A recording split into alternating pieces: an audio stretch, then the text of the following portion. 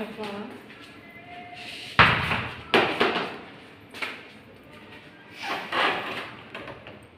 పట్టుకోరించాను lift పని చేయకపోతే ఇదే పరిస్థితి. ఇలా నడుచుకుంటూ వెళ్ళిపోవడమే వేరేకి. ఇంకేముంది, 2 కేజీలు 2 కేజీలు. మా లిఫ్ట్ పని చేయలేదండి, 2 days అవుతుంది. ఒకరోజు అయితే నేనే స్ట్రక్ అయిపోయాను లిఫ్ట్లో. నేను ఎప్పుడు ఫ్లాట్లో వెళ్ళి తీసుకోలేదు, ఫస్ట్ టైం.